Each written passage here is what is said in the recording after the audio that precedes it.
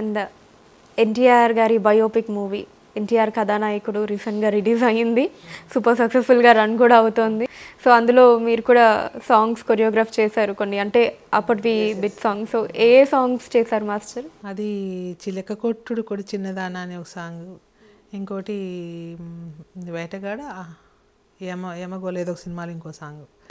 So అంటే మీకు జనరల్గా మీరు క్రియేటివ్ పర్సన్, అంటే ఎక్కువ సాంగ్స్ అవి మీకు మీరుగా స్టెప్స్ అవి క్రియేట్ చేయాలి ఇలా అలా అని ఫీల్ అయ్యే పర్సన్ కదా.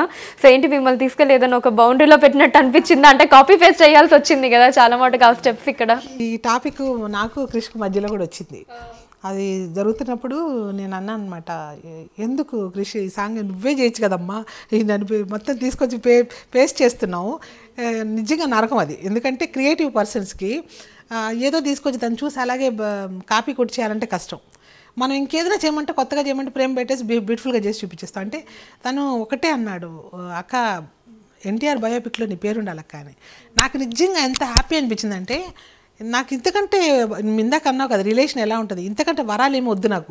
నాకు వర్క్ ఇవ్వకపోయినా పర్లేదు, అలా స్వీట్గా ఒక మాట అక్క అని ప్రేమతో నువ్వు ఉండాలక్క నీ బయోపిక్లో నీ పేరు అన్న మాటను చూసావా, అది ఎంతో నన్ను అంటే అంత మర్చిపోలేనంత విధంగా నాకు గుర్తుండిపోద్ది జీవితంలో. చిన్న చిన్న వర్డ్స్, ఇలాంటి చిన్న వర్డ్సే ఎవరన్నా మాట్లాడినప్పుడు వాళ్ళ లోపల నుంచి వచ్చే చిన్న ఫీలు నేను ఎక్కువ ఎంజాయ్ చేస్తాను దాన్ని. సో బాలకృష్ణ గారితో వర్క్ చేశారు కదా ఈ మూవీలో, కథానాయకుడు మూవీలో. సో అంతకు ముందు కూడా మీరు చేశారు. బంగారు బుల్లుని చాలా సినిమాలు చేసాం మేము. అప్పుడు స్టార్టింగ్లో అంతా ఆయన చాలా సినిమాలు చేసాం, తర్వాత లాస్ట్లో కృషి గారి శాతకర్ణి చేశాను, మళ్ళీ మొన్న.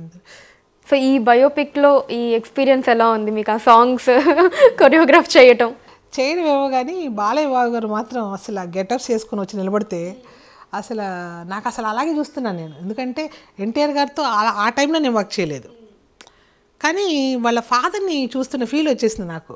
రావడం గెటప్ అలాగే ఉంటుంది, చాలా స్వీట్గా అనిపించారు ఆయన చూడంగానే. అలాగే వాళ్ళ ఫాదర్ చూసి మనం ఏదైనా చెప్పామంటే, అంటే బాడీలో ఉంటుంది, జీన్స్లో ఉంటుంది అది, ఆ ముద్రలు కానీ ఆయన ఎక్స్ప్రెషన్స్ అట్లా డిట్టో స్టాంప్ అనమాట. చూడంగా దించేశారు. అంటే సేమ్ ఎన్టీఆర్ గారిని చూసినట్టే అనిపించింది మీకైతే మొత్తం అంత గెటప్ అదంతా కూడా. ఓకే. అండ్ అంటే ఇంకా బాలకృష్ణ గారు మీతో ఇంకేమన్నా మాట్లాడే వాళ్ళు, అంటే అప్పటి దాని గురించి కావచ్చు, మూవీస్ గురించి జ్ఞాపకాలన్నీ కలెక్ట్ చేస్తారు, అన్నీ గుర్తు పెట్టుకొని మాట్లాడుతుంటాం సరదాగా. అది ఆయన ఎలా అంటే ప్రతిదీ ఎమోషనల్గా తను షేర్ చేసుకుంటూ ఉంటారు. పాత జ్ఞాపకాలు కూర్చున్నంతసేపు మేము మాట్లాడుకుంటూనే ఉంటాం ఆ టాపిక్స్. ఆయన చాలా ఫ్రెండ్లీగా ఉంటారు. నా పర్సనల్గా నేను చాలామందికి రకరకాలు చెప్తున్నా నాకు తెలియదు, కానీ నేను ఆ రోజు ఎలా చూసినా ఈ రోజు అలాగే చూస్తున్నాను.